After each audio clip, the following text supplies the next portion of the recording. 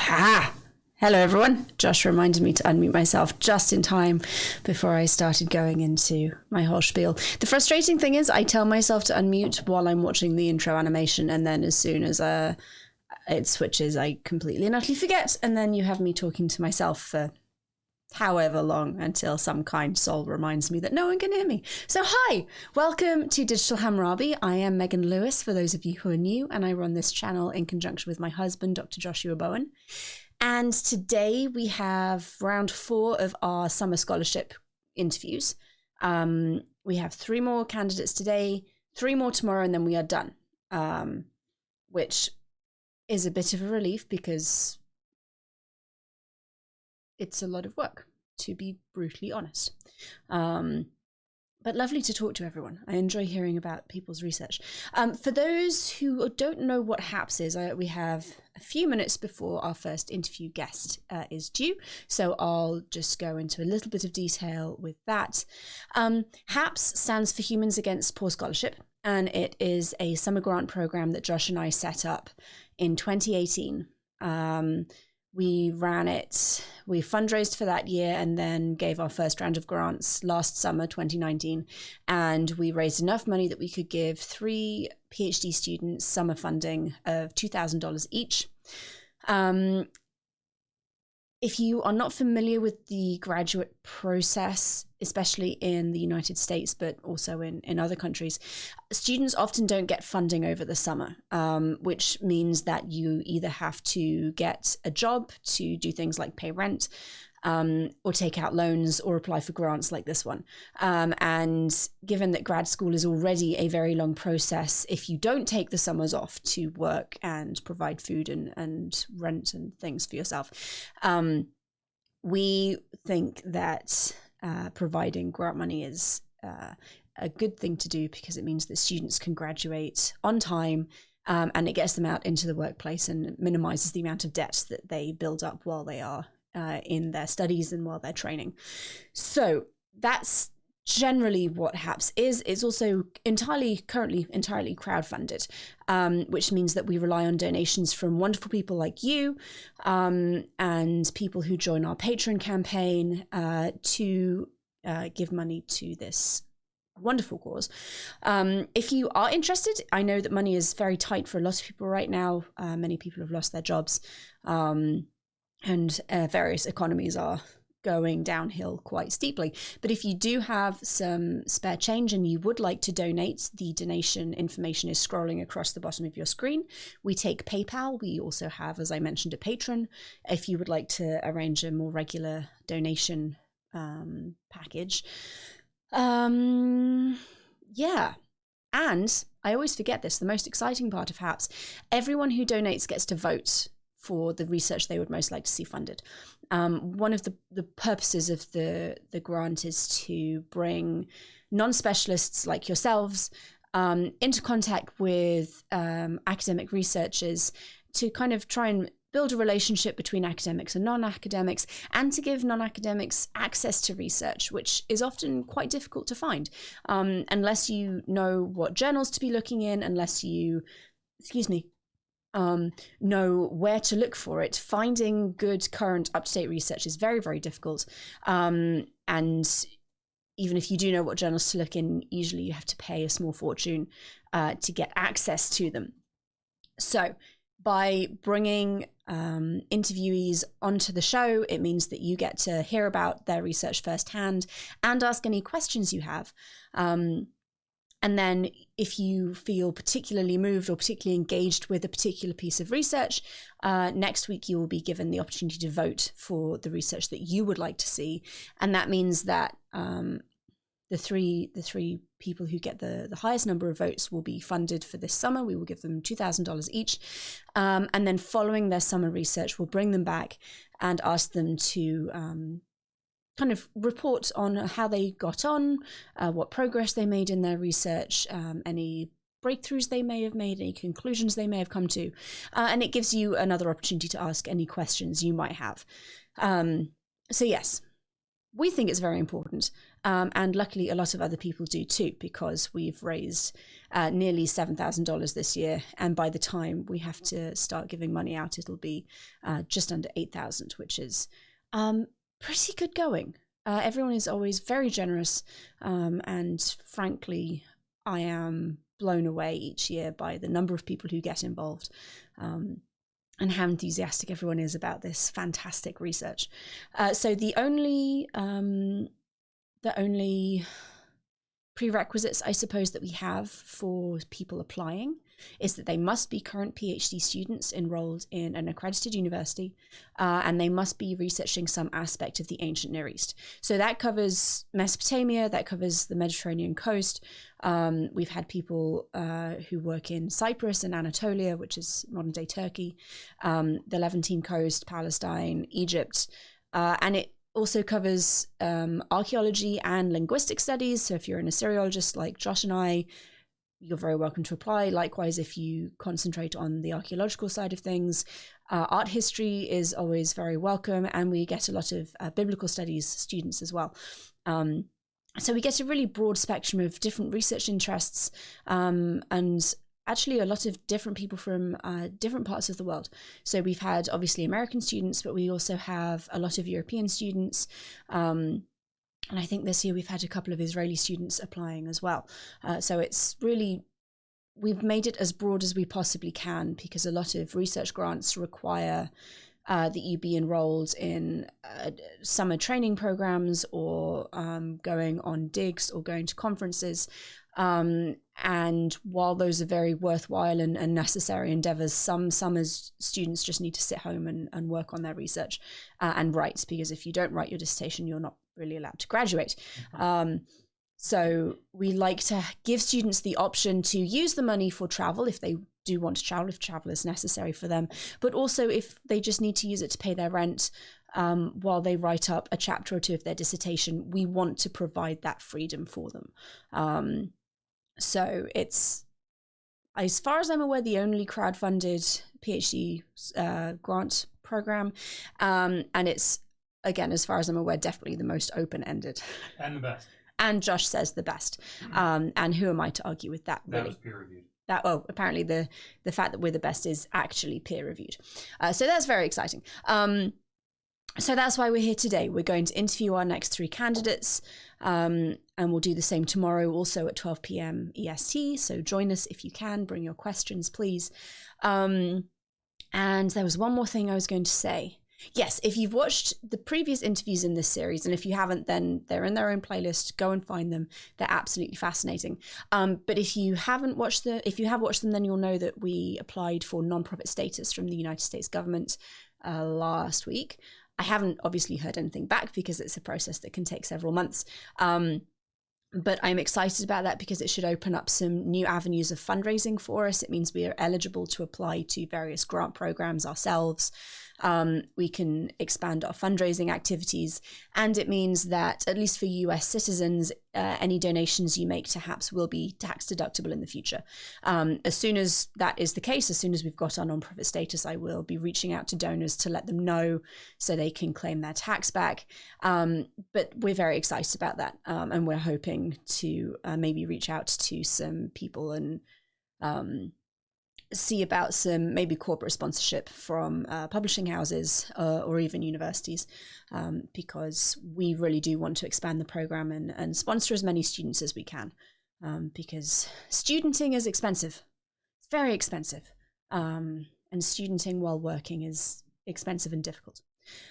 Okay, so today we have 3 students.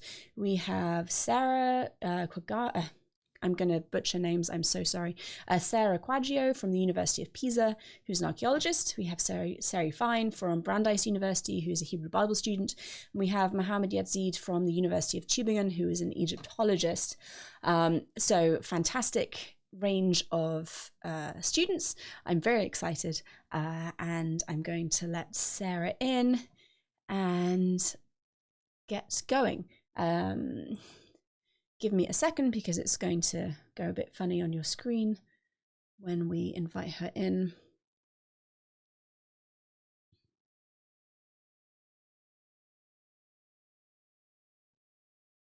Sarah, can you hear me? Wonderful. And I can hear you and see you. And now everyone else can hear you too. Hello, welcome. It's very nice to meet you. Me too. Thank you very much for joining us, especially on, I always feel a little bit bad doing these interviews on a weekend, but it's usually the most convenient for everybody. Yeah. Yes. So just to kind of get the ball rolling, could you give us a brief introduction and let everyone know how you got into the field? Yes. So since high school, I always loved the classical world and the classical archaeology. And so for this reason, I got a classical degree in Padua. But then going deeper into the field, into the subject, I realized that many of the things that I was studying had been influenced by the Oriental culture. And so I fell in love with the ancient Near East, and I got a degree in ancient Near East archaeology, a master degree in Sapienza of Rome, a University of Rome. And now I changed university. I am a first-year PhD student at Pisa University, and my research interests include the ancient Mesopotamia and the social and economic history of the ancient Near East. I also took part in several archaeological excavations in Italy and abroad, and a research project, but I am a member of the Italian archaeological mission in Negin, Iraq, promoted by the Sapienza University of Rome. And working this team has enabled me to improve my skills regarding the study of materials, in particular pottery. And also for this reason, I am a good pottery and object designer, also because I was the main designer of the mission. But yes, that's it. And now I'm here, so that's it. Fantastic. I actually had a very similar entry into the ancient Near East. I was very interested in classics. I did classics in high school, and then my undergraduate degree had a lot of classics as well. And like you, I realized actually most of what I'm interested in can go even further back. So yeah, I switched over to Assyriology, and I've kind of been here ever since. So you kind of covered your personal area of specialization already. Can you talk a bit maybe about your experiences excavating in Iraq? Yes, my excavating in Iraq, I deal with a period also in Iraq, much debated by the scientific community, because I excavated an area with the Jam Nasr period, but dated from the end of the 3rd millennium BC and the beginning of the 3rd millennium BC. And but fortunately, in 2017, I won a scholarship to complete my master thesis, really, in Oxford, where I was able to study and see the findings of the Jam Nasr period. And so, to my surprise, the spread of some pottery types in Iraq and also in Oman and Iran revealed profound links among these 3 different areas. And so I start my PhD to better define this period, and also the commercial and economic relationship between these areas in Iraq, Oman, and Iran. Mm-hmm. So looking at like international trade is something that I think people often assume happens a lot later in history than it does. So what kind of when you say there's evidence of contact and evidence of trade, are we looking at similar pottery types found in these different places? Yes, because in Oxford and also in my master thesis, I create a pottery typology to better define the phases of the Jam Nasr period, and also to better define the evolution of some pottery types at the regional and interregional level. And to my surprise, there is a spread of pottery. But now, in my research project, my PhD project, I study metal, in particular copper. A raw material does not present in Mesopotamia. And so, for example, to begin my research, I ask myself, where does the copper used by the most important sites come from? Maybe as early dynastic texts tell us from Oman and Iran, but through which routes? And it is possible to identify by mapping supply side possible mechanism of connection or trade routes. And is it possible that these contacts increase already from the Jam Nasr period? And so my goal is to collect as many material as possible from guide sites excavated in a continuous stratigraphic sequence, because this study aims to identify possible connection or a mechanism of trade between three areas so far apart. Yes, this is it. So this is my goal. But if I have another goal, is because the main idea that drives my research is to prove that many of these sites, located mostly in Oman and Iran, are not only supply sites, but possible equal partners in social development, cultural changes, technological progress that can also involve the whole Mesopotamia. So this is my real research goal. That's really interesting, and something that has come up for me personally when I go to conferences and things, that often, especially as an Assyriologist, you concentrate on Mesopotamia so much to the exclusion of the periphery, that actually you don't realize the tight-knit international community that existed, and like you said, you have these developments happening in parallel. We had an interview last year, I think, with a professor who is arguing that actually Iran probably developed writing contemporaneously with Mesopotamia, and it's not something that Mesopotamia developed and then exported, but it happened more in an interwoven, interlocking kind of symbiotic relationship, maybe. So you mentioned looking at copper and where the copper comes from, and then trying to trace the trade routes. How, if you're looking at a raw material, how do you understand or try and work out where it came from originally? Firstly, it's important for me to say that copper material and copper object, as well as other luxury objects, are essential for urban civilization that developed in Mesopotamia and in this period, and also in the third millennium BC. But it's important to say that the use of metal is another way in which a ruling elite can demonstrate its wealth and its mastery over the natural resources. So metal, in particular copper,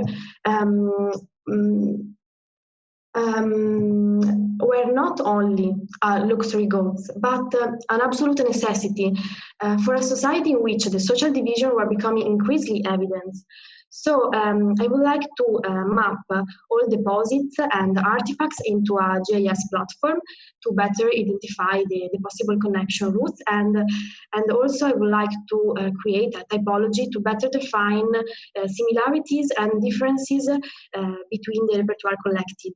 And these can allow me to create these commercial routes and commercial and also socio-economic configuration. Fantastic. Could you, I suspect there are probably a couple of people watching, could you just maybe explain a bit what GIS is? Yes, GIS is a useful platform that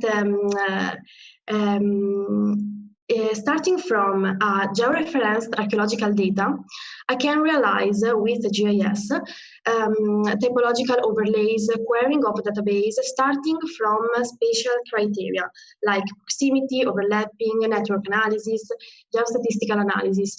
And so it's important from the geographic way of study the archaeology and these three areas, because it's so far apart in this area. So it's kind of like a mapping system that lets you overlay information about like sites and blind spots. Yes, and there are also useful plugins like Google Satellite, where I can find the sites and find a lot of things. So it's very useful for us. Wonderful, thank you. So what are your summer research plans at the moment? Yes, I'm looking for a scholarship or a fund because I would like to conduct XRF analysis on copper material at Penn Museum in Philadelphia. XRF analysis for me is important because it can determine the qualitative and quantitative data of a copper object. The qualitative data are the chemical elements present in a copper object, while the quantitative data are the quantity of chemical elements present in a sample. So for me, it's important to know the chemical percentages because this information highlights the production quality, the technological capacity of a specific society, and also giving us information of social certification and on technological progress. But if we will still be in this emergency status, I'm going to create the database to collect all the objects that I would like to examine, and then I would like to create the typology to identify regional similarities or difference, and then I would like to map deposit and artifacts on a GIS platform. So that's it. No, that's incredibly valuable work. I had a question and it's completely flown out of my head. I hate it when that happens. So when you're looking at the XRF data from the copper objects, is that useful for kind of matching to ore deposits and trying to work out the original mining locations? Yes, we know already that the ore deposits were in Oman and Iran. In Oman, near Ras Al Jeans site, and in Iran, the main ore deposit is near Vezhnove. It's in central Iran. And then I hope that with the typology, I hope to better define the deposit. So yes, this is it because it's difficult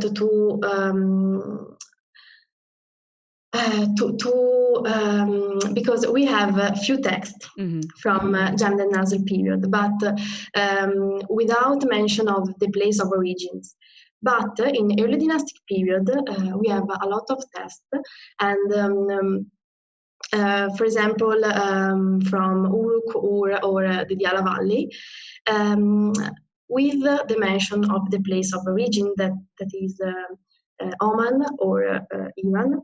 So later, the same Sargon of Akkad, in his writings, pride himself on bringing ships with a lot of copper from Magan, or from the mountain of copper that now we know is Oman. So I have a lot of sign evidence for the later period, but my research is on the fourth millennium, of the end of the fourth millennium BC. So I'm trying to solve this problem. So no, that makes sense. I'm just going to say, if you are watching and you have a question for Sara, please put it in the side chat and tag us at Digital Hammurabi, because Josh is watching and he will collect any questions you have and we will ask those in a couple of minutes.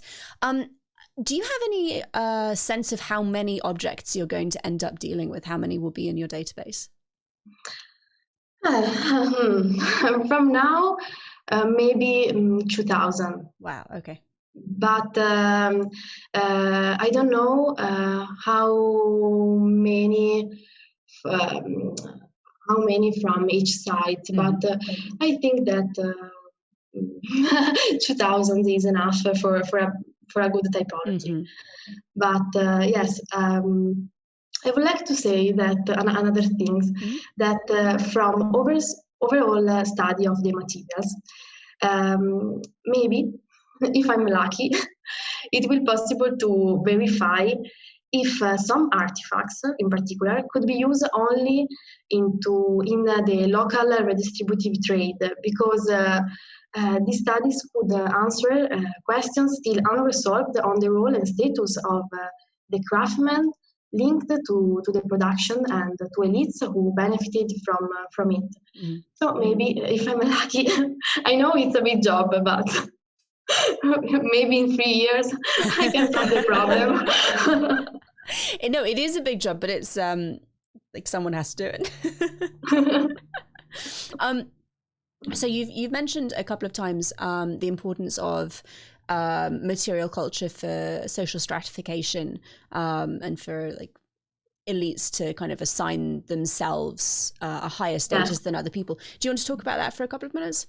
Because it's interesting. Yes. So the first city-states imported a lot of copper because it was used to produce pins, axes, chisels, daggers, needles, all jewelry in general, bracelet, ring, also seal, and all tools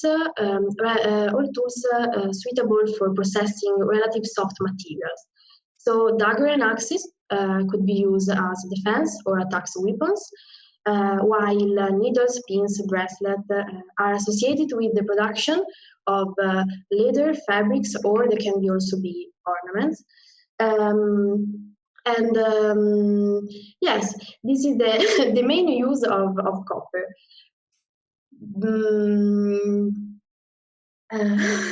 Does it would copper goods have been things that were solely restricted, do you think, to ownership by elites, or do you think maybe they would have been more widely dispersed in society?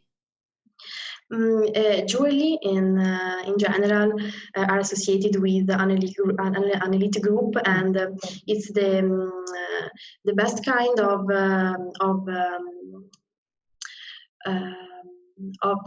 object, because usually it can be found in a tomb connection, so in a continuous stratigraphic sequence, in a close stratigraphic sequence. So it's yes, it's the most precious clue we have of these. But also it's important. I focus on copper because it's a raw material that does not present in Mesopotamia, so it's is a necessity to bring copper in Oman. Yeah, and only elite group can do it. Can have that kind of power and reach.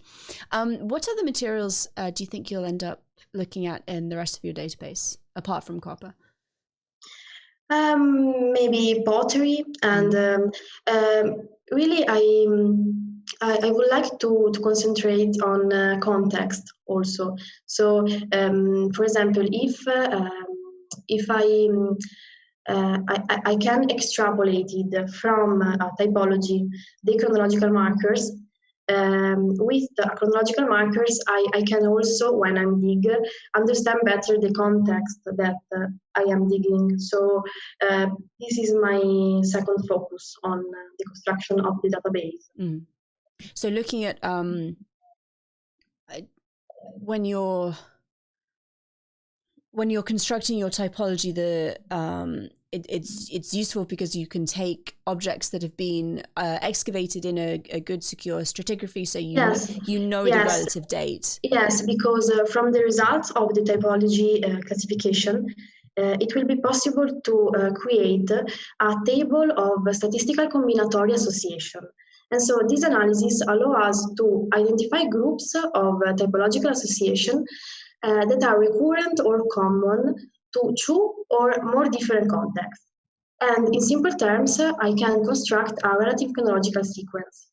So yes, this is it. So then that means that when you're looking at objects that haven't been excavated, you can say, well, it has these characteristics, it fits here in the typology, so it's going to be in a particular date range. Yes. Wonderful. I am going to bring Josh in and see if we have questions from the audience. Hi, Sarah. How are you? Hi, fine, thanks. Good. There are two. This is the person's name. Stupid Whore Energy asks, what form of government was first used by the Sumerians? My first government. In the Jam Nasr period, we haven't any governments or political.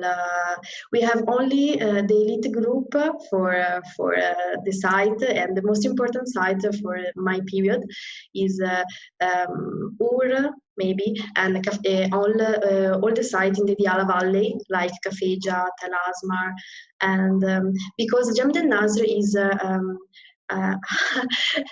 a very debated period because it is a changing period, and it's difficult to study and to see the result of this period in cultural terms and in political terms. So, all right.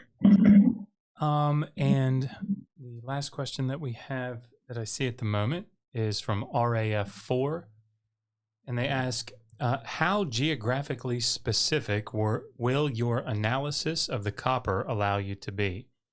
And how will this help you discover newer trade routes? And they say, sorry if the question is foolish or self-evident.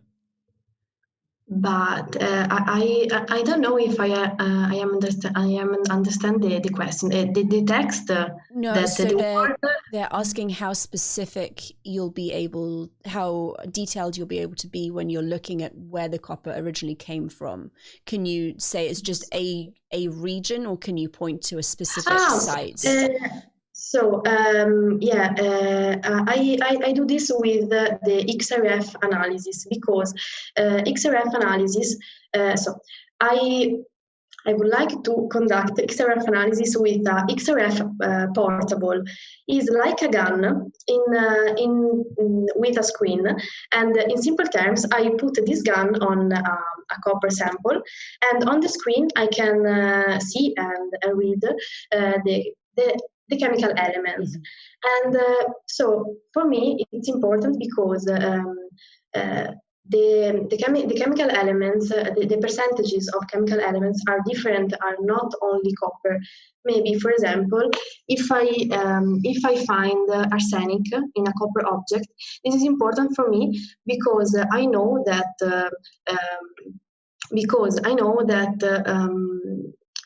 for example, the arsenic has higher volatile properties, and so for this reason, the melting temperature of copper will decrease, and this is a very important fact because it indicates that the technical ability of copper processing. So if I found a lot of materials with chemical percentages, with the same chemical percentages, maybe I can refer the copper object to a site or a deposit. I don't know if I am clear in my dissertation. The chemical analysis allows you to, yes. in the best case scenario, find a specific mining site that it will have originally come from. Thank you very much. Rather than just saying, it's from Amman. Generally, you can say it's this place in Amman. No, you're doing this. You're doing it in a foreign language. It's incredibly difficult to do. You're doing a beautiful job. No. Please don't worry about it. Josh, what was the second half of that question, sweetheart? Did we answer it? And how will this help you discover newer trade routes? So if you can point with specificity to an original location for the copper, that will then let you hypothesize the trade routes that may have been used during that period. From now, I don't know because I have to conduct my research, but maybe for Mesopotamia and Iran, there are the Luristan Valley, in which there are a lot of particular sites like Tel Razzouk or Godin Tepe. It's Mesopotamian or Iran sites, or also Tel Rubeida, that are a sort of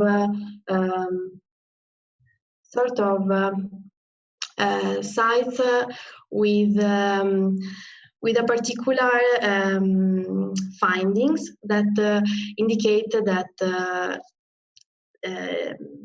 the site can be in a commercial routes. So I don't know actually now. So I hope to discover from the routes from some. That's the hope. We have to wait and see Yes. if the data allows you to do it. Yes. There is one more question. Okay. So Slam RN, good to see you, Slam RN. She says, what time periods and dates do your studies include? From the end of the 3rd millennium BC and the beginning of the 3rd millennium BC. Yes. So it's right at the very beginning of what a lot of Assyriologists usually study. Yes, at the beginning. When you're, and this is a little bit outside of what you've spoken about, so if it's too hypothetical, then tell me. But when you're looking at things like trade routes and trading colonies, do you think it will be possible for the Jemdet NASA to try and identify sites that are primarily set up for trade, or do we not have the data for that? Yes, maybe because we find a lot of Jemdet NASA pottery in Oman, so it's far away from Jemdet Nasr, and but yes, maybe it's possible because I collect 99 sites in which I find a Jemdet Nasr pottery, and I hope to find also copper object. Yep. to better define the commercial routes. So, do you have a hypothesis or an idea of whether this pottery has been imported to Oman from Mesopotamia, or if it's Mesopotamian people in Oman making their own style pottery? For now, I don't know because we have very few excavation and also very few findings, and it's difficult to collect all the findings because not always the site were excavated in a continuous stratigraphic sequence, and so it's difficult for us to better define the period. Thank you very much. I actually do not have any other questions. Joshua, do you have any, or are you? Nope, that's it. No, I'm gonna mute you then, my love. Sara, thank you so much. Is there anything that you'd like to add or elaborate on? Because we do have a couple of minutes before you're due to head out. Okay, I would like to thank you because for the opportunity and also because I think that sharing the research with a wide audience or with a YouTube channel is a very precious tool for each person and each researcher. So I would like to thank you. Well, we're honestly very gratified that so many students are willing to come on and talk about their work, especially students in the early stages, because it's quite difficult sometimes to say this is what I'm planning on doing and just be there and say I don't know what I'm going to find, but this is what I'm hoping for. So I really appreciate you being willing to come on and talk about your research and take audience questions. Because you have no idea what anyone is going to ask you. And I think it's very brave of you. So thank you very much for joining us. Thank you. Thank you too. Thank you too. But I will be in touch in a couple of weeks to let everyone know. Thank you. Bye. Thank you, Sara. Bye. Bye. Okay. I love this. I'm having so much fun. We have a few minutes before we need to let our next person in, although if there are no questions from you guys, I might see if she's able to join us a little bit early. We do have a question. So did they usually paint their pottery and sculptures? Yes, sometimes. It depends on the time period, and I wish I'd seen that before we said goodbye to Sara. It does depend on the time period, and that's part of what she was talking about with constructing a typology. One of the things that archaeologists do is they look at similarities between pottery found in secure archaeological sequencing, so you know chronologically when it existed or when it was used and created, and then you make a typology. You basically describe it and say, oh, this pottery is painted with this pigment, or this pottery is incised with these kinds of designs. I know some of the early pottery has things like cross-hatching or line drawings of figurative depictions, or like wavy lines. And then you say this shape of pot is found with this kind of design in this time period, and then it changes to this shape and this design as time progresses. So yeah, you do get decorated pottery. You get some very, very intricately decorated pottery as time periods change. If you feel like Googling, you can look up Ninevite 5 pottery and Mitanni pottery, which are both very intricately decorated with dark pigments, and they are absolutely beautiful. Yes, so we have a couple of minutes, and we do also have a question asking exactly why we're interviewing people. This is for our summer grant program. We invite applications from PhD students working on some aspect of the ancient Near East, and part of the application process is that they have to come on the channel and talk to me and take questions from the audience, because one of the things that we're trying to encourage with the grant is for students and researchers to have the opportunity to talk to non-specialists, and for you guys to have the opportunity to talk to them and get first-hand access to new and exciting research, and ask questions that you might not be able to ask of someone if you're reading a book that they've written, for example. So we interview everybody, and then after the interviews are completed, which will be tomorrow, we have our final 3 interviews tomorrow. Following that, I'll be sending out voting links to everybody who has donated to the scholarship. And then everyone gets the opportunity to vote for the research that they find the most interesting and the most compelling. And then the 3 students who get the most votes will be given the grant for the summer. So yes, that's in a nutshell what we're doing here. And we are lucky enough to be able to provide $2,000 per student for this summer. So if you do donate, we have the donation links running across the bottom. We take PayPal. We also have a Patreon if you want to donate more regularly. And you can also super chat us. I've noticed a couple of people. H. Clef, thank you for $5. And Stephen Tailworth, £2. Thank you very much, both of you.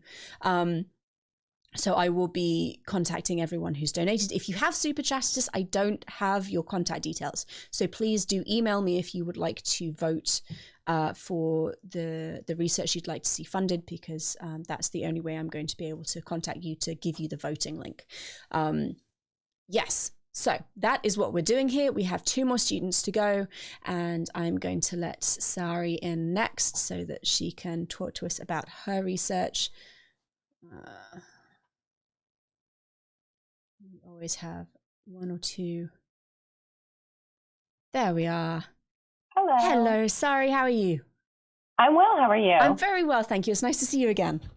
Good to see you too. So everyone, this is Sari Fine. She is a student at Brandeis, and she is a biblicist. And we are going to talk about, I believe, family and the ancient Near East, which is honestly a fascinating topic. So would you mind just starting out, letting everyone know a bit about your background and how you got into the field? Sure. Well, I'm currently a 6th-year Ph.D. candidate at Brandeis University, which is just outside of Boston, Massachusetts, in the U.S.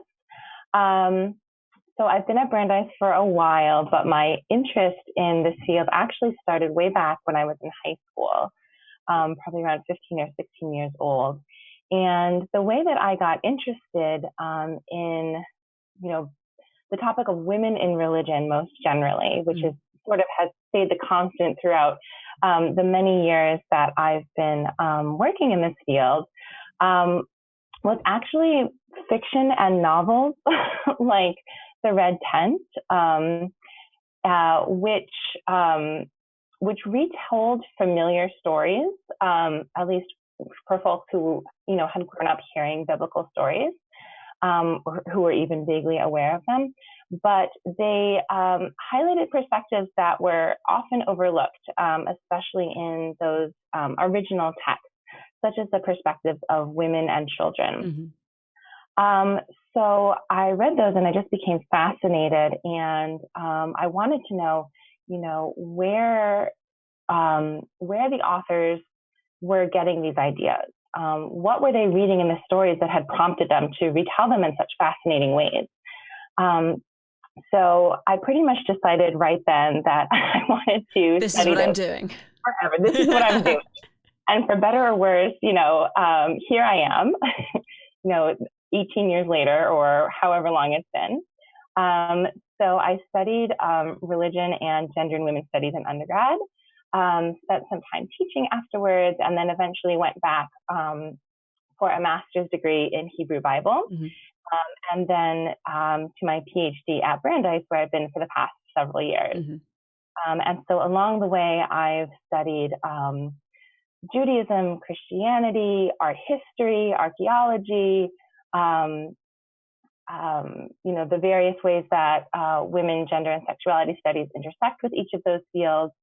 And here I am today. That's fantastic. And I think I probably mentioned this last time. This is something I'm personally very interested in as well. And it's a field that is growing still. I feel like there's been a lot of work done already, but it's still something that people are grappling with and struggling with and working towards, really trying to find women in ancient history and identify them. And we had a question last week. It wasn't last week. I gave a lecture on Monday about Mesopotamian love poetry. And one of the students was asking how the patriarchal mode of modern thought has influenced how people have translated these texts. And I was like, actually, that's a fantastic question, because if you look at these translations, actually the word choices are very interesting, and it's very much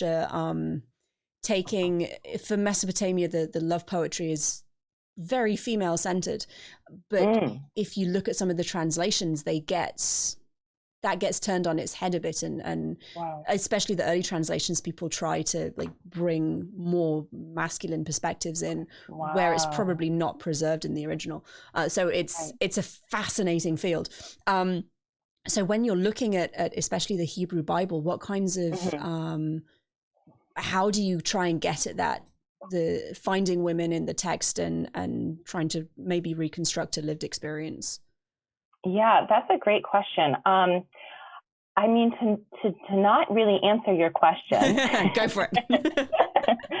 I'm not sure if it is, I don't want to say it's not possible to reconstruct lived experiences from things like the biblical text. I think that the biblical texts are incredibly valuable for telling us what a certain segment of society thought about how what the roles of women should be, and what the function of the family and the different components of the family should be. But I don't necessarily think that we can take them at their word and assume that they are representing reality as if they're going into the streets and taking a video camera and making, I think I'm dating myself by saying video camera, an iPhone. I'd use the same terminology, so don't worry. Okay. And making a documentary film of what people's lives were like. However, what we can do is put the biblical text in conversation with, other evidence that we have from the ancient world, such as archaeology, such as, ancient images and material artifacts that in conversation with each other can tell us, at least a little bit about what people's lives would have been like. And I'm actually focusing more on my dissertation on the reception of these texts. And that's what I'm trying to do in my project, is to look at how early interpretations that are both written and visual, right? So early Jewish literature and early Jewish art what they can tell us about how early communities thought about women in the family. And in my project, I'm focusing on mothers in the ways that they retold the stories that they read and heard from the Bible. So what kinds of conclusions are you able to come to using those sources? Great question. Well, I'm still at the beginning of my project. I honestly should stop asking that question, because it's like, it's really unfair to ask someone before they've finished and before they've graduated. I'm sorry. And maybe it's, the project of my life to try and find out these, to conclude something. I think if I ever come to conclusions, that might be the time that I, put down the pen and stop. But what I found so far, like very generally speaking, is that the way that early Jewish communities retold the stories of biblical mothers shows how socially and intellectually constructed the idea of a mother is. And I focus on motherhood because it's one of those identities and roles that people don't think a lot about, either in academic circles or religious circles or lay people. There are a lot of assumptions about motherhood that it's natural, that it's universal, that there are certain behaviors and emotions that are associated with it. And what we see, or what I'm coming to see by looking at these different case studies of Jewish interpretation of biblical stories of biblical mothers, is that they construct motherhood in very different ways that is very dependent on the socio-historical location of that community. And so it destabilizes the idea that motherhood is just one thing. It's many things. It has amazing variability. And I think that has really important implications for mothers and families and people in general today. That's fascinating.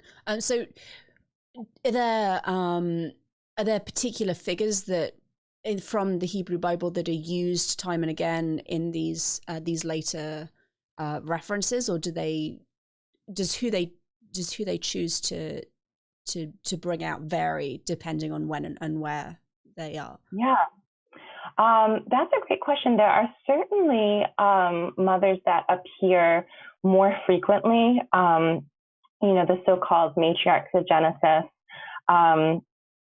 Sarah, Rebecca, Rachel, and Leah are pretty popular in Jewish interpretation. And I do focus on Rachel in one of my chapters and how she's read in rabbinic circles, at least one rabbinic circle in one rabbinic text.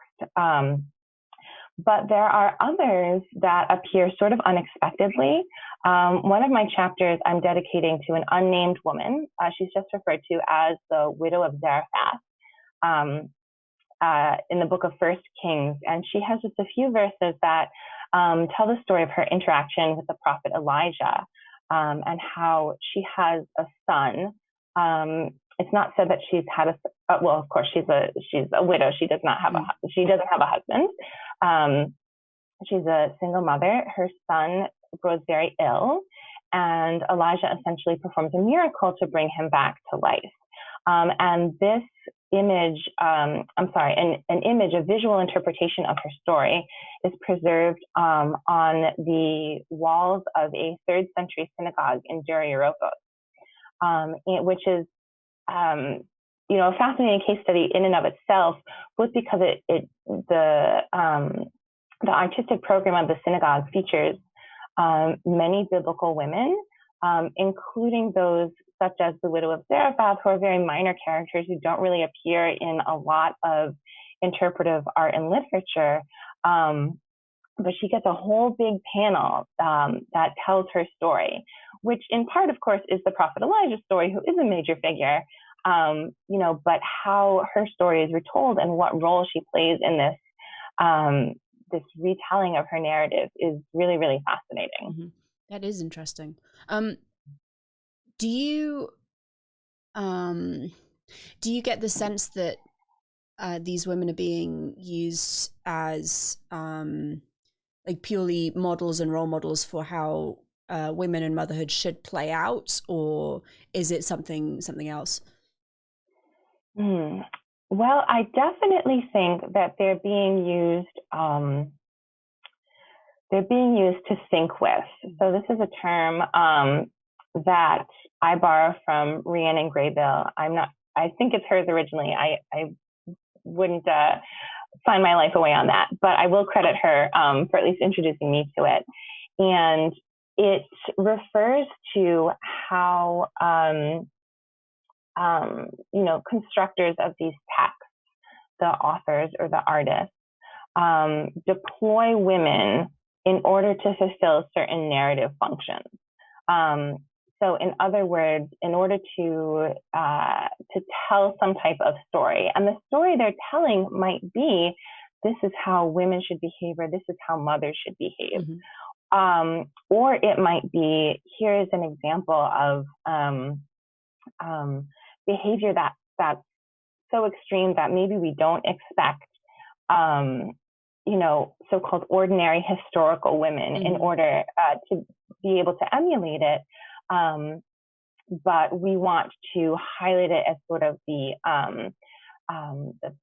paragon of what motherhood could be. So, for example, I look at the stories of she, again, a woman who doesn't have a name in most texts. In some she does. But she's referred to as the mother of 7 sons in the books of 2nd and 4th Maccabees. And it tells the stories of how during the Hasmonean persecution, this mother lost 7 sons to martyrdom who preferred to be tortured in all these like really brutal ways that are described very graphically in Greek, rather than break some of the most important laws of Judaism. And one might expect, and perhaps the readers of these the writers of the text thought their audience would expect, right, a mother to be deeply grieved at the loss of her children, to try and protect them, to try and keep them from being killed. But in contrast, we see that she encourages them, and even her youngest son, who in some texts is still breastfeeding, she encourages him to martyr herself. And then the end is sort of tragic. She, in some texts, she goes up to a roof and she falls off and dies. In some texts, it's more explicit that she throws herself off the roof, and it's not entirely clear why. But I think that text is one example of the preservation of sort of an extreme example of what a mother could look like, where she has this devotion to her children, perhaps, but also on the other hand to her faith. And ultimately, it seems like the faith wins out, though with the ending, there's some ambiguity. I've not actually heard that story before. That's really interesting. What is your personal favorite mother from the biblical texts? I really like Rebecca. I'm not actually writing about her in my dissertation. There's been a lot written on her, and she's a fascinating character. I just happen to be focusing on other characters. But I think that she exhibits like such cunning, and I don't mean that in a pejorative way. She has such goals that she wants to achieve. She has a favorite son, and she is going to play everybody like a fiddle in order to get what she wants. And it's in some circles, in some interpretations and some readings of Rebecca's text, that sort of trickster behavior is looked down on. But if you consider the power structures of the ancient Near East and the biblical world, in which women were not offered a lot of official or formal forms of power. Much of the time, the only kind of access they had to any sort of power or authority was through sort of manipulation. And manipulation, again, not in the pejorative sense, but these informal modes of power of convincing people through language, or manipulating the situation in other ways. And I think she's just a really wonderful example of how women could still exercise agency even when they were denied formal means of power. Fantastic, thank you. So what are your current summer plans? My current summer plans are just to write as much as possible. Great plan.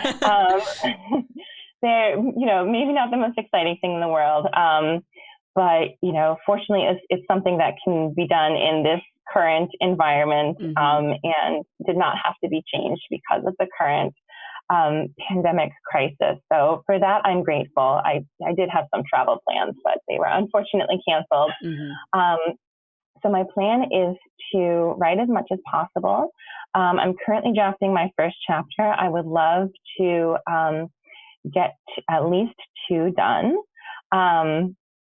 And my goal is to finish by next spring. We'll see what happens. This is a journey. But the process so far has been steady but slow. I have worked my entire academic career and spent the past several years teaching. Fortunately, I won't be, not fortunately, I love teaching, but I won't be teaching next year. And so I will be able to, thanks to some financial support I'll receive during the academic year, and be able to just focus on writing and finishing my dissertation. But in the summer, especially, as your viewers know, and as everybody knows, the support for graduate students is pretty much non-existent and has to be pretty ad hoc. So I've always worked over the summer. I have 2 part-time jobs lined up for the summer, as long as we can be face-to-face. As long as you're allowed to leave the house. Right. But every minute that is spent working in order to provide, really important living expenses such as rent and childcare, is a minute that isn't writing. And of course, I am the primary caregiver for my daughter. My husband is in a medical residency program, so his hours are very, very long. And so, that also takes time away that I could be writing. So, financial support that makes childcare possible makes a huge, huge difference in my ability to finish this project. I think that raises a couple of important points that I just really want to camp on for a second. And I think I mentioned this during the very first interview we had this year. Writing doesn't sound exciting, but it is absolutely essential for graduate students. You have to write. You have to write your dissertation in order to just graduate, but then you have to do things like work your dissertation into articles and books to then try and get a job when you have managed to graduate. So I know it doesn't sound thrilling, but I cannot emphasize enough for people listening how vitally important writing is.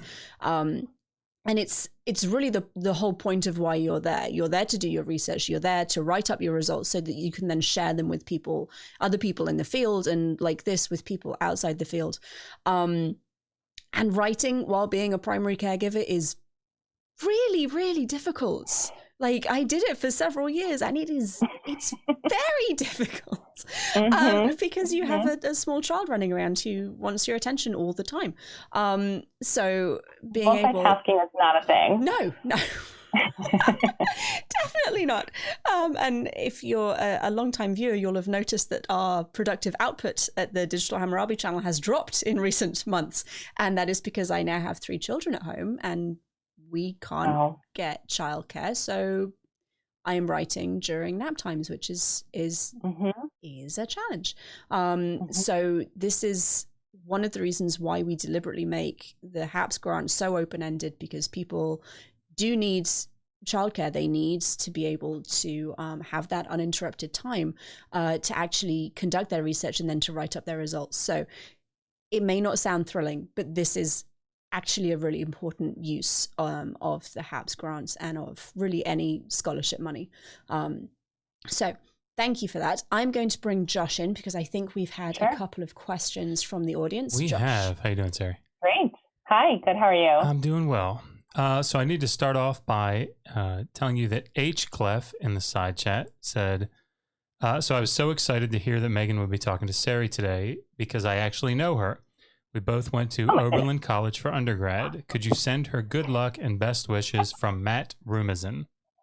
Oh my goodness. Hi, Matt. So there you go. I did not know he was watching. That's wonderful. Thank you very much. So again, this is her name. Stupid Whore Energy asks, was there a gender pay gap during that time as well? Interesting question.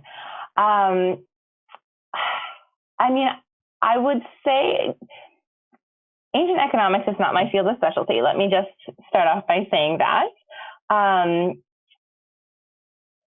There was a gender pay gap in the sense that there was a division of labor. So depending on what time period and what geographical area in particular you're referring to, in general, work was divided along gender lines. I actually taught a class on gender and the family in the ancient Near East this past semester that I designed. And this is actually one of the things we talked about. In childhood, children shared some forms of labor, such as tending sheep. But there also was a division of labor, even started very young. And so mothers would teach their children tasks such as weaving and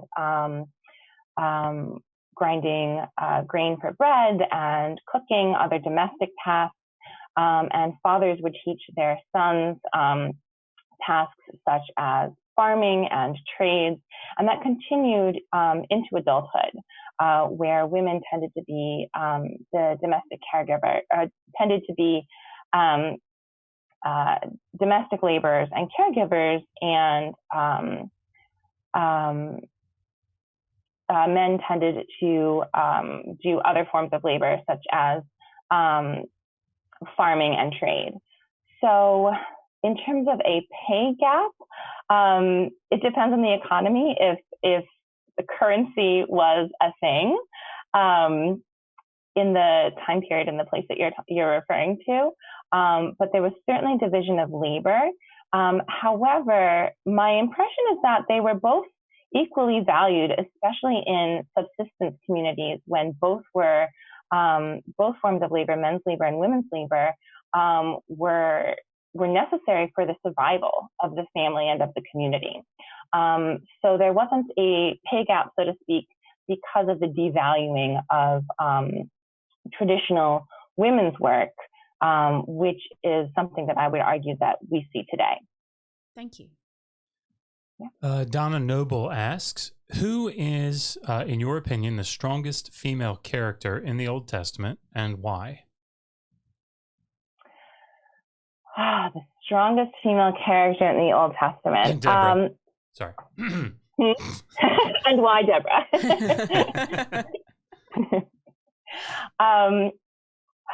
Well, I try not to pit women against each other, either in the ancient world or the present. Excuse me. But I spoke a little bit earlier about why I admire Rebecca so much, because of her sort of trickster abilities and the power that she's able to access even without having, formal means of exercising that power. Again, speaking of an informal exercise of power, I really love Yael. Maybe we could call her, one of the most physically strong female characters in the Old Testament or the Hebrew Bible, right? Because she is responsible. If folks aren't familiar with the story, her story is told in Judges 4 and 5 in both narrative and song form. And essentially what happens is that she lures an enemy general into her tent, sort of puts him to sleep with some warm milk, and then she drives a tent peg through his skull. And that act is responsible for the defeat of his army and the victory on the part of the Israelites. So there are some wonderful artistic depictions of that scene, as you can imagine. A similar story is told about Judas and Holofernes, which is in a non-canonical text, and there she chops off his head with a sword. So I think those two characters are just wonderful. They have it's such a dynamic read, and it's so unexpected for how women are usually presented in these texts, which is as mothers and caregivers, which is probably more representative of women's roles in the ancient Near East, in the biblical world. But you can't beat the drama of Judith and Yael. Excellent. So Meister Schnee asks, I wonder what her thoughts on the perception that the Book of Esther might compare Esther to Ishtar would be. Mm-hmm. What does she think about people coming to and making that comparison? Comparison between Esther and Ishtar. I have to make the caveat again that this is not something that I've looked into extensively. In general, so I'm not sure if my answer will be satisfying, so I apologize in advance. In general, I think that it's very valid to make comparisons, between biblical figures and other ancient Near Eastern figures, especially when their names are quite similar. Because the Hebrew Bible is a product of its environment, right? It was a product of the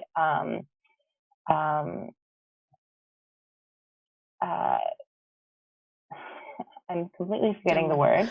I want to say polyamorous, but that's not the word I'm looking for. Polytheistic. There we go. That one.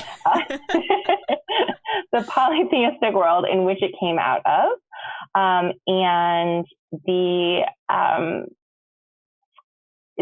authors were not cut off from that environment. They were influenced by it and influenced it in turn. So I think comparisons between Esther and Ishtar are valid. Unfortunately, I can't speak to the specifics of it too much. I have done some work on Esther, mainly in her reception and interpretation in later art and literature. She is not described or characterized as a mother, so she's not part of my dissertation, but I have looked at her in the same sort of way. How did early Jewish communities understand her? And there are some really, really interesting rabbinic texts, some really, really interesting Greek texts, and also a visual interpretation of her story at the 3rd century synagogue I mentioned earlier at Dura Europa. Thank you very much. How much more time do we have? We have 5 or 10 minutes. Oh, okay, great. Great. So Chris H. asks, what do you think of how mothers in Genesis seem to act as foils to their husbands? For example, Sarah's impatience, Rebecca and Jacob, etc. Yeah, that's a great question. What do I think about it? Well, I think that's a really great observation. I haven't quite thought about it in those terms before. But I think it's it's very interesting to note. So some of the things that are coming to mind are Rebecca's, sort of strength and initiative that she takes, as opposed to Isaac's sort of passive behavior. He's largely understood as kind of the least impressive of the patriarchs. And perhaps that's because of, how he's overshadowed and outshone by his wife, Rebecca.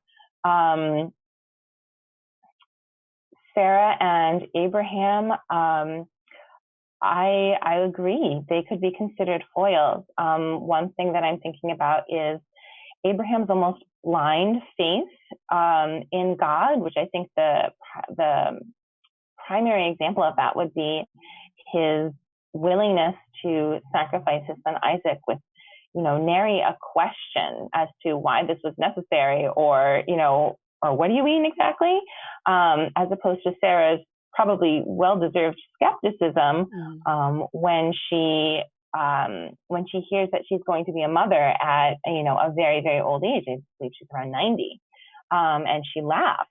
So I think there is definitely a contrast there in how the two of them respond to divine authority or divine promise.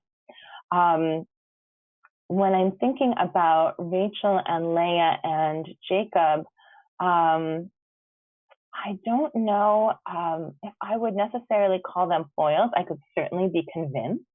So I'd be curious to see what you were thinking as far as that marriage circle, marriage triangle. I think, generally speaking, as I mentioned at the very beginning of the interview, these are texts that were constructed for very specific purposes. And I think that one of the purposes that, especially of the patriarchal narratives that we find in Genesis, these stories of families, is a sort of historical entertainment. So I think that the more tension and contrast and character development that can be brought out in these narratives was probably the more appealing and compelling they were to ancient audiences. Thank you very much. Josh, Yeah. I think we've probably got time for one more question. Okay. So the Higher Evolutionary asks, I've heard it said from interpreters of the Bible that the Hebrew texts greatly honor and elevate the roles and expectations of women and mothers. Have you found that to be true? The Hebrew text honors and elevates the roles of women and mothers. I'm wondering if they're saying in comparison to maybe other ancient Near Eastern societies. I'm not sure about that, but yeah. Well, I suppose it would depend on what you meant by honor and elevate, which perhaps is a very academic answer and therefore not satisfying at all. But it's not trying to dodge the question, I swear. I mean, on the one hand, I think, yes, like the roles of mothers in the biblical world in the ancient Near East were incredibly important, if only for the very, very basic reason that they were necessary for the survival of the community. And so, mothers of many children are highly honored, and we see this especially in narratives of infertile women. Or in poetry, which contrasts like the mother of many, or the so-called barren mother, where the expectation is that the mother who has many children will be more greatly honored by society. And in some extent, in some capacity, this was very true. Having children, especially having sons, provided a lot of social clout and even economic protection in the ancient world, especially if a woman was widowed, her sons would be guaranteed to care for her in her old age. And that was no small thing in what was sometimes, a brutal environment of the ancient world. In the Hebrew text, we often see that reversed, in which previously infertile women are granted children, usually by divine intercession. I'm thinking of Hannah, for example, in the book of 1 Samuel, who, after her prayer, conceives, this a chosen son, and we see that pattern repeated in many, many places throughout the Hebrew Bible. So the Hebrew Bible sort of flips expectations on its head, in which the mothers of many children are not as valued as maybe ancient audiences would expect, but the mothers of one child who was bestowed, by divine intercession, are elevated and are lifted up. And this is not what ancient audiences would have expected. So in that sense, yes, I would definitely say that mothers are honored and elevated, but not necessarily in the ways that people would expect in the ancient Near East or might expect now. Wonderful. Thank you so much. We are actually going to wrap up because we have to bring our final interviewee on. So I'm very sorry if we didn't get to your questions. If Sari is willing, we'll bring her back at another time and talk more about motherhood and women in the Hebrew Bible. Thank you so much for joining us. This was Thank you so much. Very enjoyable. And I will I'll be in touch in a couple of weeks. Sounds great. Thanks. Thank you. Okay. Sorry, I nearly played our introduction animation again, which we don't need because we're all already here. I'm just going to get our next guest queued up. We have had a $5 super chat from Myth Vision Podcast. Thank you so much, Myth Vision. Digital Hammurabi, keep up the great work. Myth Vision wants to get Megan and Joshua to join me for an interview. You guys have such a great channel. Thank you very much for the kind words. We'd love to do an interview. If you email us, if you have already emailed us about this and somehow I've ignored your email, please email me again.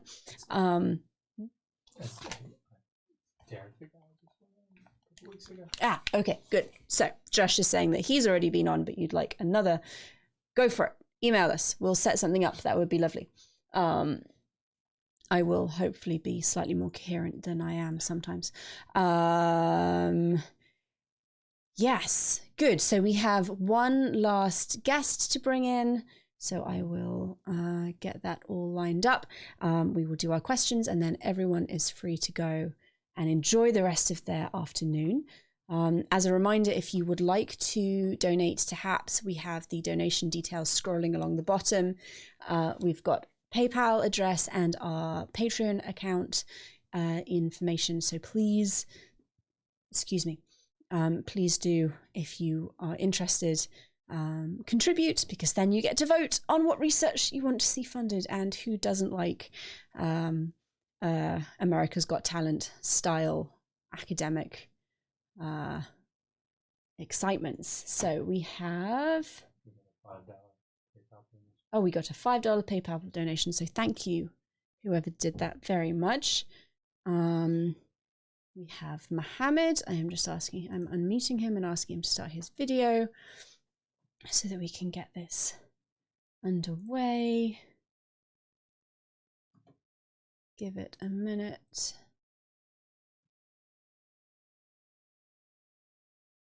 Mahabin, could you hear me? I hear you. Wonderful. Hope you are hearing me, because the connection here is not very well. No, I can hear you. Alhamdulillah. Thank you, God. Do you have a video you can turn on or no?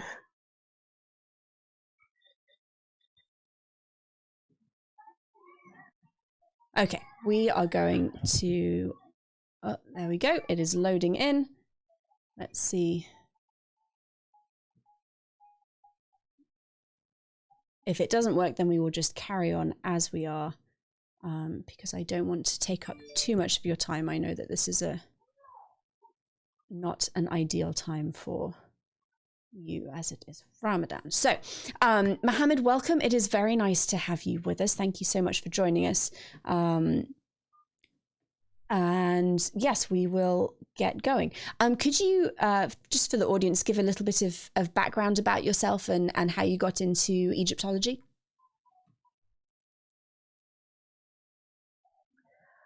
First of all, it's pleased to meet you and pleased to meet the audience and to have the chance in your channel. I am Muhammad Yazeed. My relation with Egyptology started in 1995 when I joined the Faculty of Archaeology. And after 4 years of studies, with the support of family and also with the how interesting itself the field of archaeology and Egyptology, because I am from Upper Egypt, which is full of this civilization of ancient Egypt. So I liked the study, and after 4 years, I succeeded, and with high degrees allowed me to receive a job immediately in the Ministry of Antiquities and Tourism. So I am now, after these years of working, became senior inspector or archaeologist in the Ministry of Antiquities of Egypt, and also main focus excavated in the area of Sohag, area of Abydos, famous one, and also Luxor, well-known area. So after a while, decided to improve my skills. So I had my some trainings and also decided to continue studying and made my master about the southern section of the 21st in Abydos, and this was from Ain Shams University about 1913. And I decided to continue in this field in the same temple of Abydos. And at the end of 1914, the Ministry of Antiquities asked me to join the project of Atribis. It's a German-Egyptian project in the area of the temples of Atribis. So I had to leave my planning to continue Ph.D. in Atribis and move an hour to the north to join the project of the temple of Atribis in west of Sohag. Fantastic. So you're this is both a profession and a field of study for you, and you're a PhD student at the University of Tübingen? Yes, I am at the University of Tübingen. Okay, thank you very much. What are your current summer research plans then? Before I speak about the summer plan, I would like to tell you about the PhD itself. Please do, go for it. Yes, it's a tomb. This tomb is located in an area called Atribis, located west of Sohag. Atribis is a Greco-Roman site, have no relation with pharaonic Egypt at all.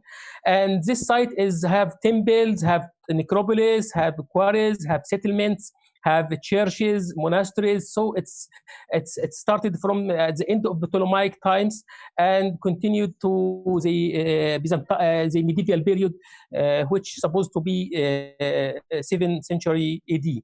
So this tomb comes as a suggestion from the head of the project of Atribis, my professor supervisor called Christian Lights, and I focused in the necropolis of Atribis, and this was the tomb of the mayor of Atribis. His title is the mayor of Atribis, and his name is Basin Osiris. His father is Badi Uzir,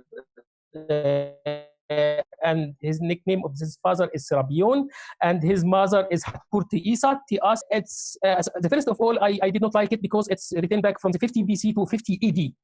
And this is, for me, after studying, working in Abydos and Luxor, it's a very late day. Yeah. But once I started thinking,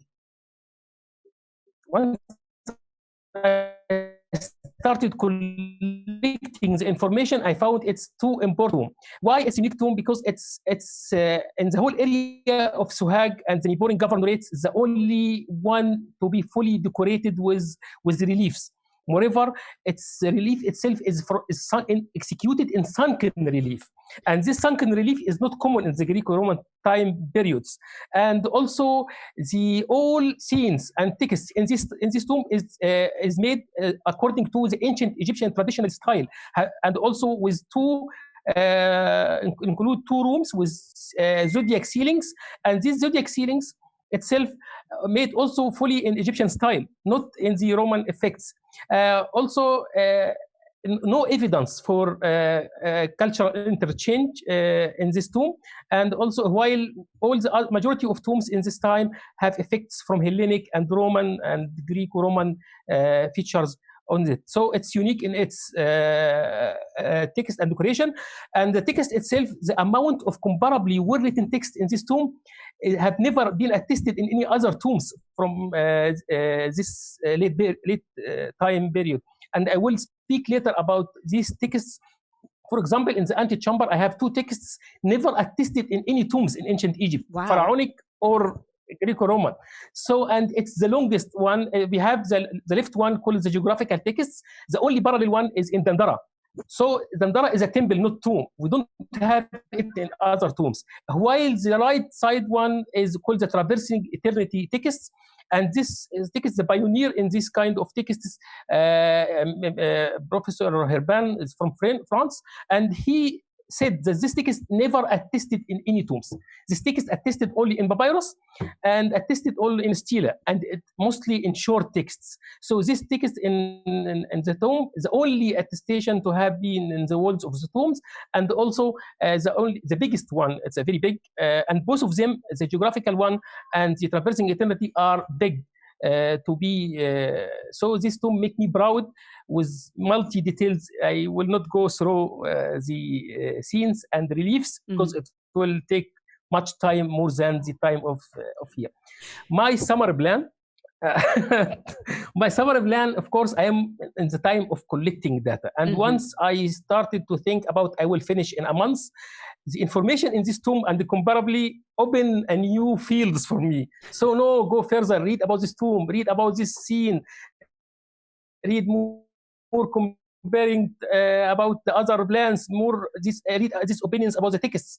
And with the help of my professor, I almost finished the translation of the texts and also finished describing the scenes. Now the time of comparing what I have to what's already published in the libraries. But there is many things I cannot do. So once my colleagues Brianna told me about your project and your chance, I did not hesitate. I said, this is a chance. It's my chance to go. So I applied in order to get the help because I need a photographer, scientific photographer, to make the photographing for the ceiling itself, because the ceiling is a little bit low, so it's difficult for anybody to take general photo for the ceilings. And I would like also, once we can do these ceilings, photographing scientifically, we can ask draftsman to do digital illustration from this photo. So it will be helpful for me because I will describe and I will do the comparison, but I need a good photo to be published in the dissertation. And also because the ultimate goal of this study is to publish this tomb in a book. And fortunately, the project of Atribis promised that he can help in this, or the Ministry of Antiquities, my ministry, can help in this publication. But to prepare for the final publication, it's my job till I finished my PhD. So once I have the photo, when I have the illustration, I can bring the surveyor. I would like to bring a total station and the surveyor to join this to make the 3D models and join this tomb to the other elements in the area of the necropolis of Atribis and also the other elements in Atribis itself. Moreover, also I won't necessarily I need a conservation team. So this conservation team, if I invited him to come to the tomb to join assessment and report for the case physical situation of the walls and the reliefs of the tomb, and also this team can help me also to write a report how the ancient Egyptian made this cut and made this execute and the colors, and also can help me because in the ground of the and I succeeded to identify the original location of some of this. So once we can invite them to come to us, they can help us to restore these pieces into its original location in the tomb itself. That it sounds like an So that's absolutely kind of fascinating project. Summer plan. In case the money allowed me to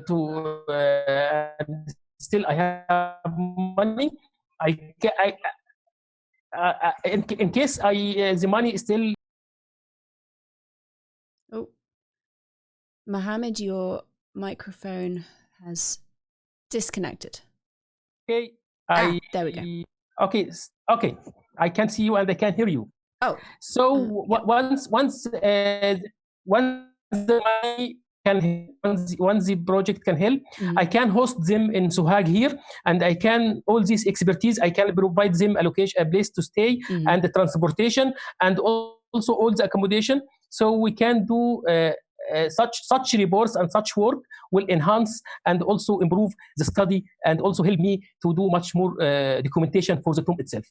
It sounds like an absolutely fascinating tomb. How big is it?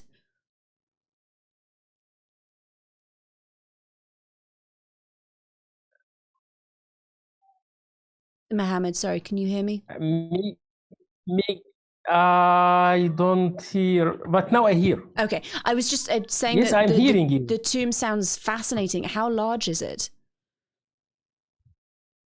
The tomb is, the shaft itself leading to the tomb is 5 meters deep. At the end of the bottom of the shaft is a door open to antechamber about, it's not accurate 4 meter by 4 meters. It's 425 in the west side and 366 in the east side.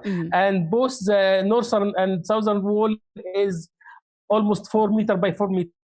So, and then the burial chamber itself is along the length of the burial chamber is 6 meters and 50, and the width is almost between 2 and 215 meters high. And but if you included the niches, we can add meters to the dimension of the tomb, because the burial chamber have 3 burial niches, indicate that this tomb was not just for the mayor of Atribis only. Was the mayor of Atribis with his parents, or the mayor of Atribis with 2 of his sons, or his son and his daughter? We still studying who was with him in this tomb, but in each niche we have a sarcophagus, anthropoid sarcophagus made within this niche, and it's supposed one day to have anthropoid coffin within it. Unfortunately, Petrie, who was the first one, Petrie is the famous archaeologist from London, and he excavated this tomb in 1907, but he only mentioned the name of the owner of the tomb. Later, Sohag Antiquities Office belongs to the ministry, and at the end of the 40s, he did some cleaning and made the leather and the cover, and the American photographer Nims and the illustrator Coleman do some drawing for the ceilings, and also later Sohag office cleared it again and make the report, and this report they made 4 pages, was my guide for me, but this tomb need volumes pages. It sounds like it definitely needs an awful lot more work. You were saying that it's essentially unique for the time period in terms of what the reliefs show and the texts that have been placed on the walls. Does it relate to any does it show similarities to a specific other time periods in Egypt's pharaonic history, or do you think it's more generally using traditional Egyptian burial motifs? It's really good question. At the entrance of the tomb, we have both sides of the entrance of the tombs. We have what's called the creature guardians. The creature, it's a demons, each creature holding a knife protecting the entrance of the door. And we have parallel to these scenes in the other tombs from this period and also from before. And also this kind of creature holding knives is also, as you know, Assyrians, Ashurbanipal, I think in the palace we have in the British Museum, this creature holding knives and holding tools protecting the entrance of the palace. So it's known in Egypt and known outside Egypt. But both sides of the first antechamber of the northern wall have what we call the judgment scene. The judgment scene of Osiris, and in front of him the balance and weighing the hearts with Ma'at. And if this man is good, will go to the paradise of Iaro. If he is bad, will Amit creature will eat his heart. So we have this, and this is known very well from ancient Egyptian traditionally, and also continued during the Greco-Roman. Mm-hmm. And the other side, we have the story of the giving birth of Horus after the Osiris murdered by his evil brother Set and scattered into pieces. Isis, his wife, collected the body with her magic and returned him back to the life, and load on him as a bird, and became pregnant and give birth Horus. Mm-hmm. So we have this scene, and this is also in the ancient Egyptian time, and also in since the Middle Kingdom, and also the same continued during this time of period. But here in this tomb, we have the judges. Showing this scene, and this judges also sharing Osiris in judgment. And what's the point of the owner, the tomb owner here? He would like the 42 judges to judge with him that he was good man in front of Osiris, as he judged that Horus is the son of Isis and Osiris from this story. So he connecting this, and this also known from ancient Egyptian times. So he mixed between ancient Egyptian times and also some motifs from the Greco-Roman times. Mm-hmm. Inside we have the area to the west. He put the two symbols Abydos. Abydos is the sacred because the ancient Egyptian people think that Osiris himself buried in Abydos. So he put the two motifs in Abydos in the western side. So he connected his tomb with the area, with the time of the ancient Egyptian time, mm-hmm. and making the libation and the worshipping the two symbols of Osiris in Abydos. One called Amud al-Jed pillars, and the others is tower sign. That's the tomb fantastic. Itself, the inner scene of the tomb itself is the embalming scene, and the embalming scene is fantastic to see Anubis, the embalmer, doing the final stages with the embalming the body of Person Osiris and put him in his sarcophagus before. So the tomb, if I have many other, I counted about 36 reliefs. Wow. 36 scenes and text in this tomb, and all supposed to be not published at all. And really, once we finish this publication, multi of scholars and Egyptologists will start further studying, mm-hmm. for comparing their text and their scenes with this tomb. It sounds like a very important site, and I'm glad that you're doing the work to publish it.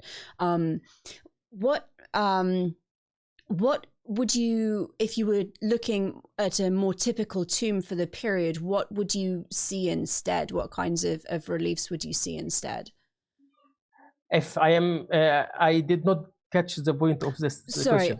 question. You were saying that this tomb is very unique for the time periods, and that it uses a lot of ancient Egyptian reliefs and texts. I'm just wondering what the Greco-Roman tombs normally look like. Oh, I see. In the area of Akhmim, we have many tombs in Atribis itself, and also in the area of Salamoni, opposite side of Akhmim. And most of these tombs with painting only. They don't have reliefs, and these paintings are much more abbreviated in Salamoni. Not like us, we have multi-texts with the scenes, and the scenes are organized into register first, second register, third register.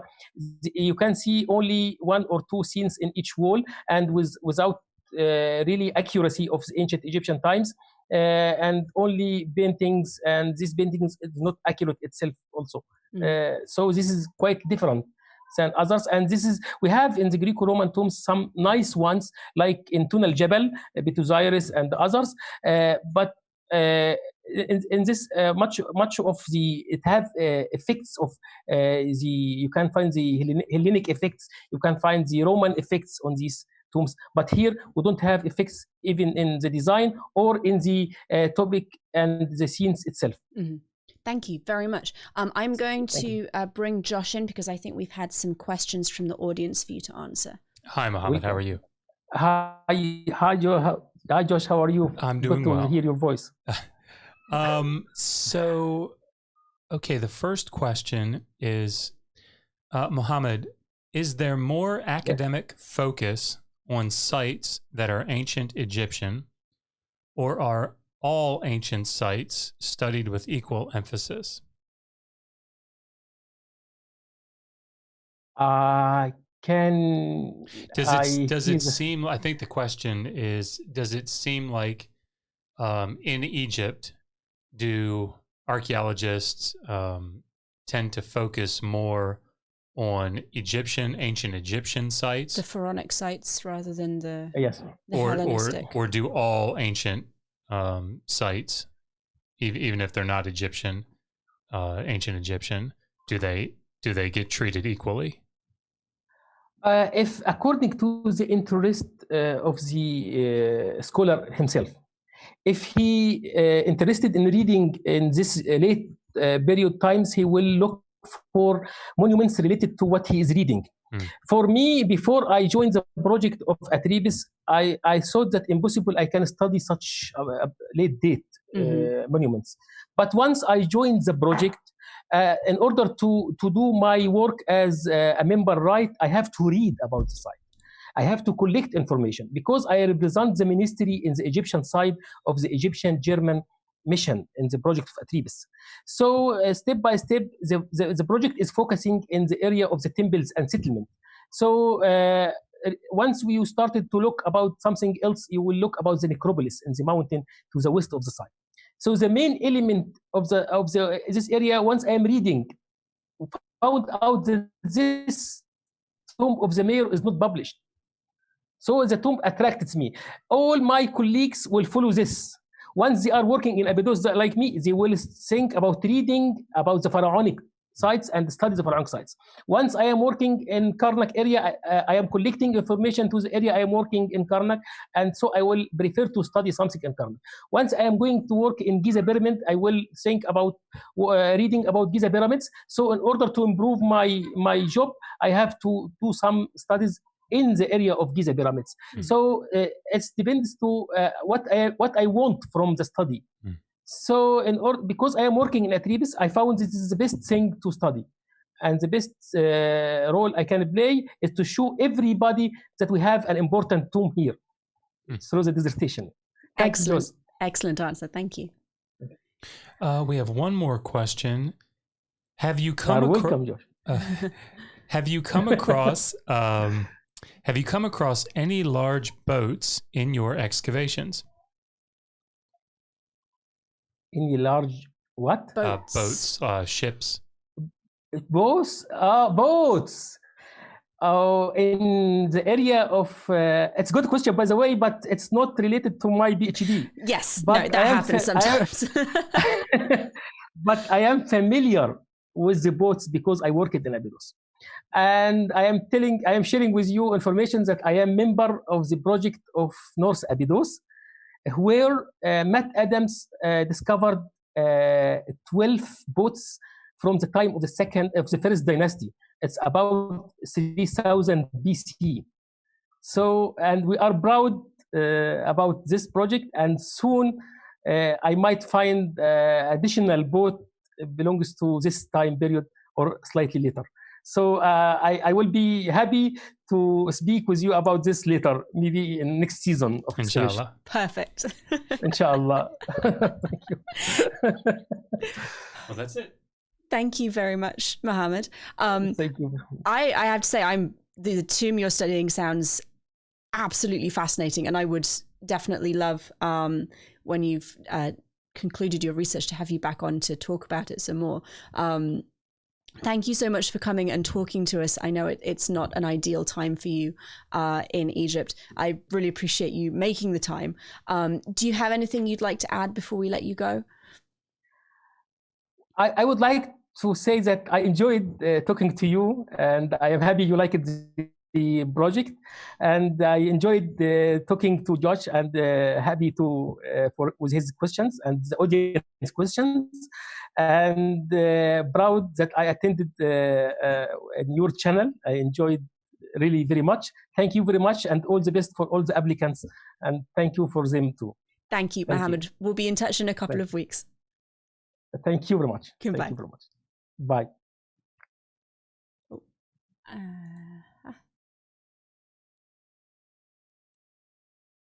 There we go. Well, if you guys didn't enjoy that, I don't know what more I can tell you. We have a fantastic range of research. We have a tomb that sounds like it's absolutely unique, which never happens. You never find unique things in archaeology. So that's amazing. We have work on women in the Bible and gemmed at NASA pottery and pottery typologies and all the other interviews that we've conducted so far. I am absolutely blown away by the quality and the breadth of the research that people are carrying out. And as ever, by your interest in what it is that people are doing. Excuse me. Thank you so much for tuning in. Thank you very much for bringing your questions. We got a super chat. We got another super chat, Josh says. Let me get that window up so I can see it. Stupidor Energy sent us $10. Thank you very much. Please, if you've sent me a super chat, email me so that I have your contact details so I can send you the voting information. YouTube does not give me contact information when we get super chats, and if you want to vote, I would love to give you the opportunity. So please do email me. And I will be sending out that information probably on Monday morning. We have 3 more interviews tomorrow at the same time, 12 p.m. EST, probably going until 2. Please join us because all of our applicants deserve your attention. And then on Monday morning, I will send out the voting information so that all of our donors can vote for the research that they would like to see. Because this is why we do it. We do it to help students and to make sure that the public has an opportunity to engage in academic research, which is not something that is an easy thing to do. So thank you all for joining us. Thank you again to our applicants. This is not an easy thing to do. Talking with non-specialists about your research is very difficult. And they do a fantastic job. And just thank you. I'm honestly overwhelmed by the level of interest people show in the research that we do and the research that we facilitate. So until next time, resist poor scholarship. Always ask, how do you know that?